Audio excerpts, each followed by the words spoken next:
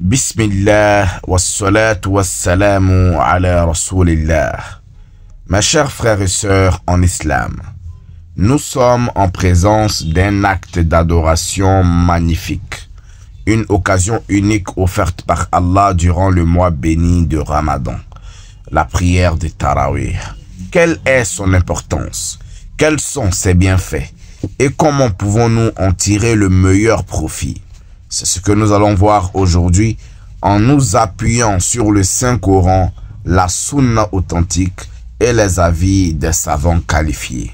L'origine et l'importance de la prière de Tarawih. La prière de Tarawih est une prière nocturne spécifique au mois de Ramadan. Elle fait partie des prières surérogatoires fortement recommandées. Sunna mu'akkada. Le prophète sallallahu alayhi wa sallam nous dit dans un hadith rapporté par Al-Bukhari numéro 37 et Sahih Muslim numéro 759, celui qui accomplit la prière nocturne durant le Ramadan avec foi et en espérant la récompense, ses péchés antérieurs lui seront pardonnés. Ce hadith nous montre l'immense mérite de cette prière. Un pardon total des péchés passés pour celui qui la pratique avec sincérité et espoir en la récompense divine. Son origine et son histoire. Selon Aïcha radiyallahu anha, le prophète sallallahu alayhi wa sallam a dirigé les compagnons dans la prière de Tarawih pendant 3 nuits consécutives, mais s'est abstenu la 4e nuit par crainte que cette prière ne devienne obligatoire. Sahih al-Bukhari numéro 1129 et Sahih Muslim numéro 761.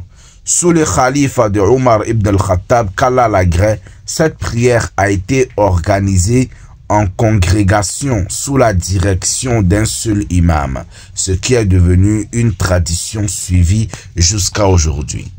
Les récompenses et bienfaits de la prière de Tarawih. Un moyen d'effacer ses péchés.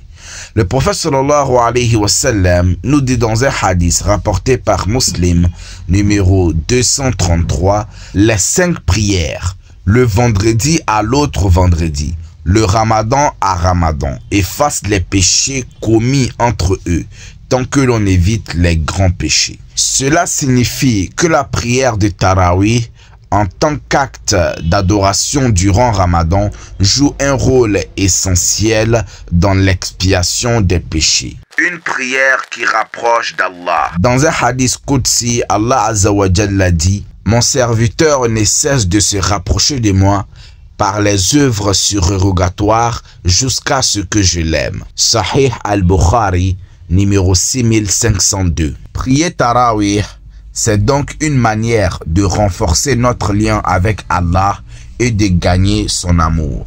Une opportunité unique de prier toute la nuit. Le prophète sallallahu alayhi wa sallam a dit dans un hadith rapporté par Abu Daoud numéro 1375 et authentifié par Cheikh Al-Albani: celui qui prie derrière l'imam jusqu'à ce qu'il termine, il lui sera inscrit la récompense d'une nuit entière de prière.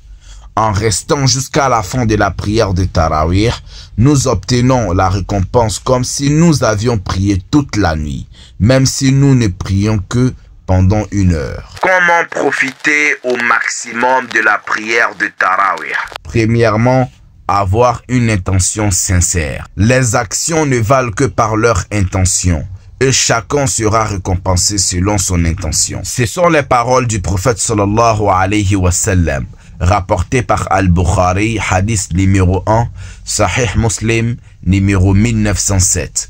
Il faut prier Tarawih uniquement pour rechercher l'agrément d'Allah et non par habitude ou pour impressionner les autres. Deuxièmement, se préparer spirituellement et physiquement. Faire les ablutions avec concentration. Lire un peu de Coran avant la prière pour s'imprégner de son sens. Éviter les excès alimentaires lors de l'iftar pour ne pas être alourdi durant la prière. Troisièmement, prier avec concentration et humilité.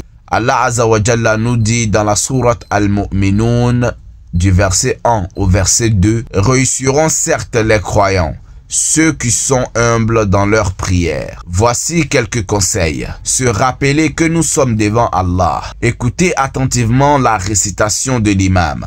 Comprendre les significations des versets récités. Quatrièmement, compléter la prière de Tarawih avec le witr. Le prophète sallallahu alayhi wa sallam nous dit dans un hadith rapporté par Al-Bukhari, numéro 998, et Muslim numéro 751, faites de la dernière de vos prières de la nuit le witr. Cette prière vient clôturer Tarawih et apporter une bénédiction supplémentaire. Cinquièmement, ne pas négliger la prière de Tahajjud. Les 10 dernières nuits de Ramadan sont les plus précieuses, surtout la nuit du destin, Laylatul Qadr. Il est recommandé de prier davantage durant ces nuits, notamment en pratiquant le Tahajjud après Tarawih. Allah Azza wa Jalla nous dit dans la sourate Al-Qadr, verset 3, « La nuit du destin est meilleure que 1000 mois. » Voici quelques erreurs à éviter pendant Tarawih. Premièrement, précipiter la prière. Beaucoup d'imams et de fidèles veulent finir vite, oubliant que la qualité prime sur la quantité. Deuxièmement, manquer la prière obligatoire pour prier Tarawih. La prière obligatoire est plus importante que toute prière surrogatoire. Troisièmement, parler ou être distrait pendant la prière. La prière doit être un moment de connexion totale avec Allah Azza wa Jal. Mes chers frères et sœurs, la prière de Tarawih est une opportunité en or. Elle nous rapproche d'Allah, expie nos péchés et nous inscrit parmi les pieux. Que chacun de nous prenne la résolution dès maintenant d'accorder à cette prière l'importance qu'elle mérite et d'en tirer le meilleur profit. Qu'Allah nous accorde la sincérité dans nos adorations et nous permette de tirer le maximum de bénéfices de ce mois béni. Amin. Si cette vidéo vous a été bénéfique, n'oubliez pas de liker, commenter et partager, et surtout de vous abonner pour ne rien rater des prochains rappels. Barakallahu fikum. Wassalamu alaikum wa rahmatullahi wa barakatuh. Ô les croyants, on vous a prescrit à Siam comme on l'a prescrit à ceux d'avant vous. Ainsi atteindrez-vous la piété. Pendant un nombre déterminé de jours, quiconque d'entre vous est malade ou en voyage devra jeûner un nombre égal d'autres jours. Mais pour ceux qui ne pourraient le supporter qu'avec grande difficulté, il y a une compensation, nourrir un pauvre. Et si quelqu'un fait plus de son propre gré, c'est pour lui, mais il est mieux pour vous de jeûner, si vous saviez. Ces jours sont le mois de Ramadan, au cours duquel le Coran a été descendu comme guide pour les gens, et preuve claire de la bonne direction et du discernement. Donc, quiconque d'entre vous est présent en ce mois, qu'il jeûne, et quiconque est malade ou en voyage, alors qu'il jeûne un nombre égal d'autres jours. Allah veut pour vous la facilité, il ne veut pas la difficulté pour vous, afin que vous en complétiez le nombre et que vous proclamiez la grandeur d'Allah.